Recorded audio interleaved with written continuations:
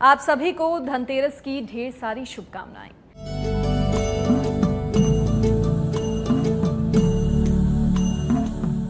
कार्तिक माह के कृष्ण पक्ष की त्रयोदशी तिथि को धनतेरस का पर्व मनाया जाता है। इस दिन भगवान धनवंतरी, यमराज और कुबेर देव की पूजा की जाती है। इससे साधक के धन धान्य में वृद्धि के योग बनते हैं। धार्मिक ग्रंथों के अनुसार भगवान धनवंतरी आरोग्यता के देवता हैं। उनकी आराधना से रोगों से मुक्ति प्राप्त होती है। भारत में धनतेरस के पर्व को अलग अलग मान्यताओं के साथ मनाया जाता है, जो सभी के जीवन में पर्व की महत्ता को अधिक बढ़ाता है। इसी पर खास बातचीत के लिए हमारे साथ स्टूडियो में मौजूद हैं ज्योतिषाचार्य पंडित राजकुमार चतुर्वेदी जी। आप सबके लिए भी दीपावली मंगलमय हो।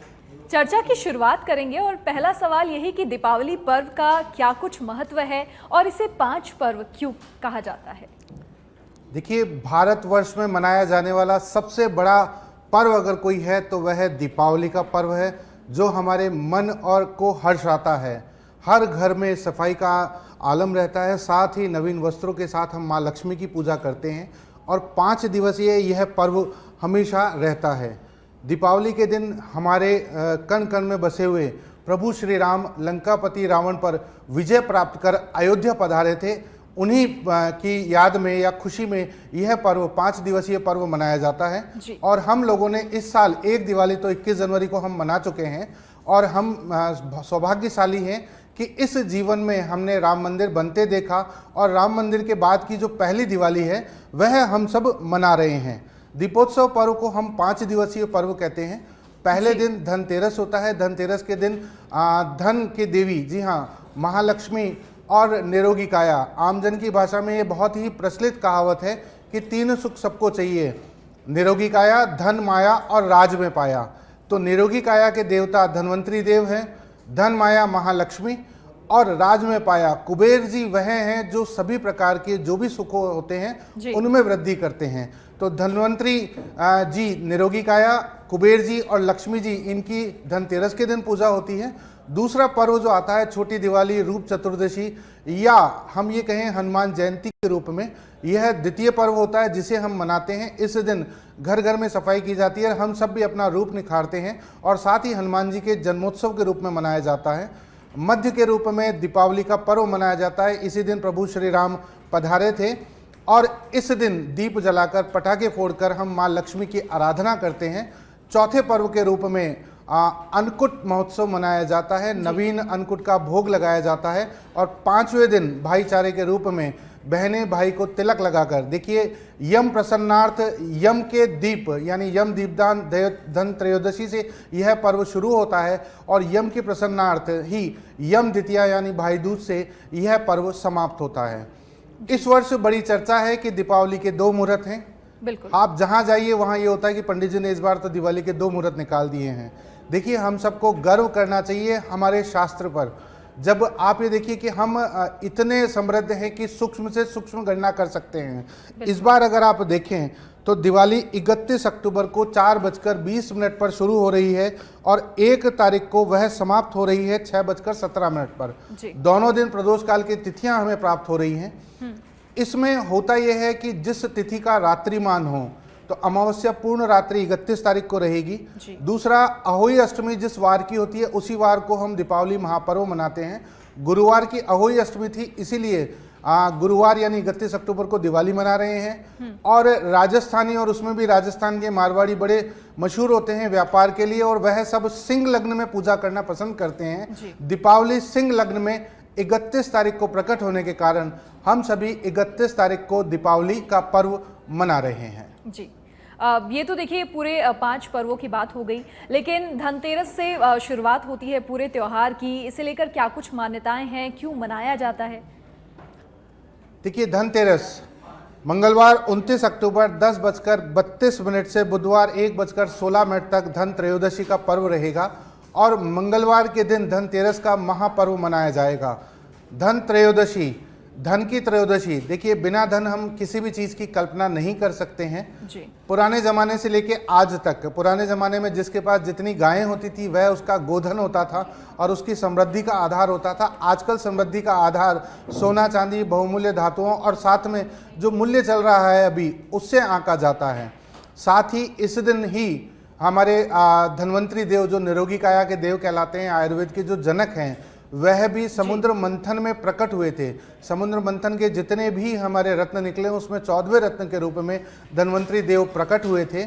और जितने भी बड़े बड़े आयुर्वेद इंस्टीट्यूट्स हैं, मुख्यतः अगर हम देखें तो जयपुर में नेशनल इंस्टीट्यूट ऑफ आयुर्वेदा है, वहाँ भी 29 तारीख को धनतेरस के दिन यानी आज ही धन्वंतरी जी की बड़े स्तर पर पूजा होगी और निरोगी काया की आराधना की जाएगी।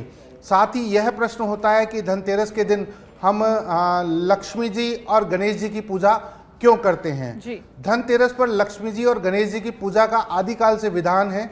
देखिए, माँ लक्ष्मी बड़ी चपला और चंचला है। लक्ष्मी जी को स्थिर रखने के लिए हमें ज्ञान और बुद्धि की आवश्यकता होती है और आदिकाल से ही गणेश जी महाराज ज्ञान और बुद्धि के देवता कहे गए हैं।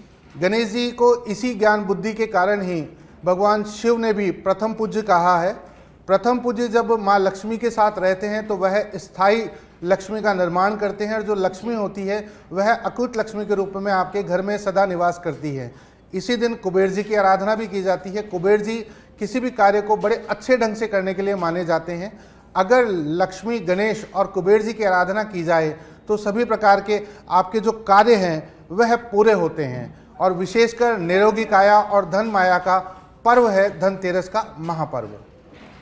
इसी के साथ देखिए, धनतेरस पर धन्वंतरी देव की पूजा अर्चना होती है और त्योहार सभी मनाते हैं, लेकिन कई सारी जगहों में पूरी जानकारी नहीं होती है। तो हमारे दर्शकों को आप ये भी बता दें कि धन्वंतरी देव की पूजा का क्या विधान है, क्यों की जाती है और कैसे की जाती है। देखिए, धन्वंतरी देव आयुर्वेद के जनक कहे गए हैं और निरोगी काया के लिए भी आज तो हम एलोपैथी पर आ गए हैं।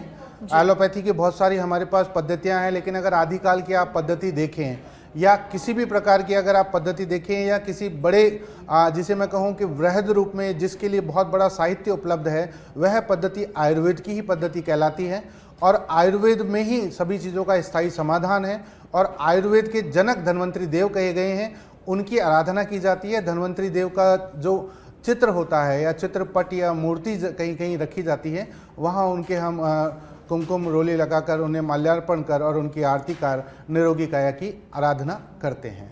अब देखिए, धनतेरस पर धातु के बर्तन या फिर सोना चांदी खरीदने का भी विधान है। लोग इंतजार करते हैं हर साल दिवाली के त्यौहार से पहले सोना चांदी खरीदने का, और धनतेरस के दिन को चुना जाता है, क्यों? देखिए, धन त्रयोदशी, धनतेरस, इस दिन सभी मनोकामना करते हैं कि आज तो आम जन में पिछले कुछ सालों से तो घर में जब भी होता है तो घर में एक चांदी का सिक्का या सोने का सिक्का लाया जाता है।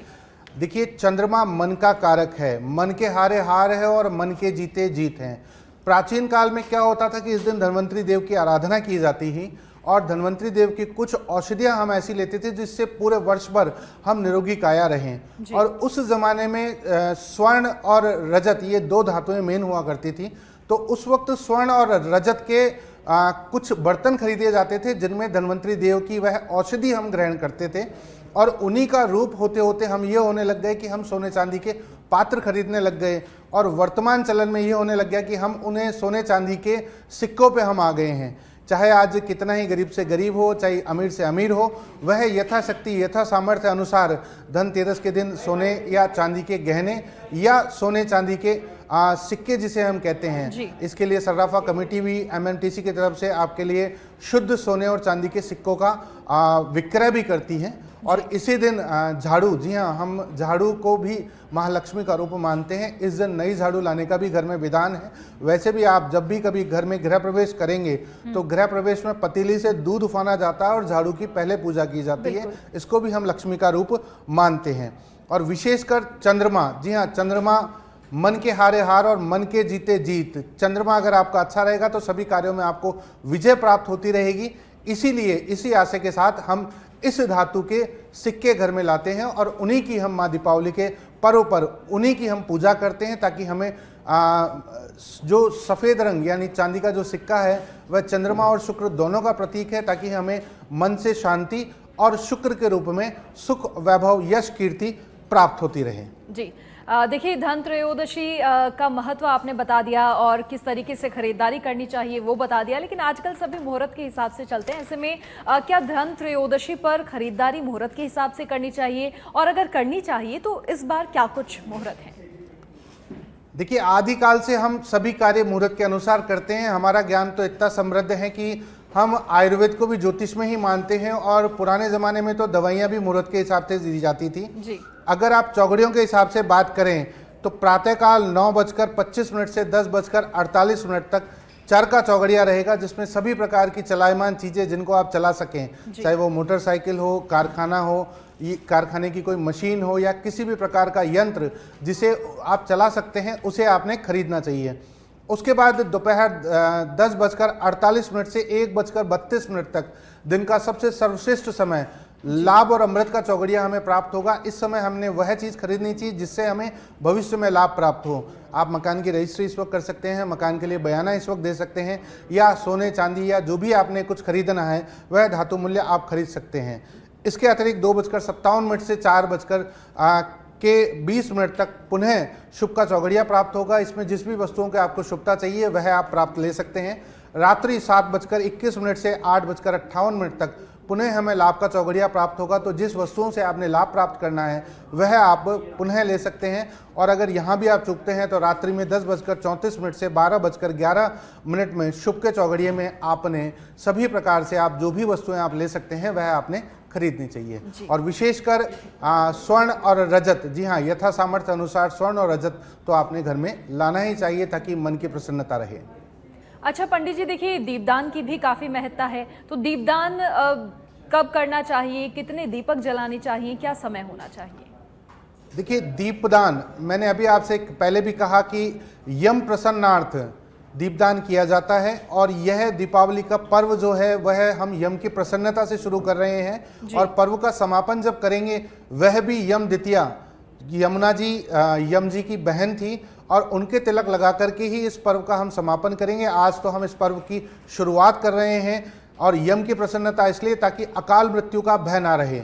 इसके लिए घर के मुख्य द्वार पर आज सभी चौमुखा दीपक जलाकर और उसमें एक कौड़ी डालकर दीपदान करें। और दीपदान का जो समय हमारे यहाँ बताया गया है वह गोधूली और प्रदोष वेला में बताया गया है। गोधूली वह काल होता है जिस समय, प्राचीन काल में, आजकल तो हम गायें नहीं पालते हैं, मशीनरी है, सबके पास स्कूटर वगैरह हैं। प्राचीन काल में क्या होता था, जब गायें चरने जाती थी और वापस जब वह आती थी तो उनकी धूली उड़ते हुए वह जो समय होता था संध्या समय का, उसे हम गोधूली कहते थे। तो इस वर्ष गोधूली और प्रदोष काल का जो सबसे सर्वश्रेष्ठ समय है वह 5:39 से 6:56 का शाम का वह समय है, जिस समय अगर आप दीपदान करते हैं तो यम प्रसन्न होंगे, और यम की प्रसन्नता आपके सभी प्रकार के कष्टों को हरेगी, अकाल मृत्यु को हरेगी। तो धनतेरस के पर्व की तमाम जानकारी साझा करने के लिए, दर्शकों के लिए उचित मुहूर्त साझा करने के लिए पंडित जी हमारे साथ स्टूडियो में जुड़े। आपका बहुत बहुत शुक्रिया हमारे साथ जुड़ने के लिए, हमारे दर्शकों को तमाम जानकारी देने के लिए। और इसी के साथ हम भी यही कामना करते हैं कि आपकी दीपावली शुभ हो। नमस्कार। आप सबके लिए यह 5 दिवसीय पर्व मंगलमय हो।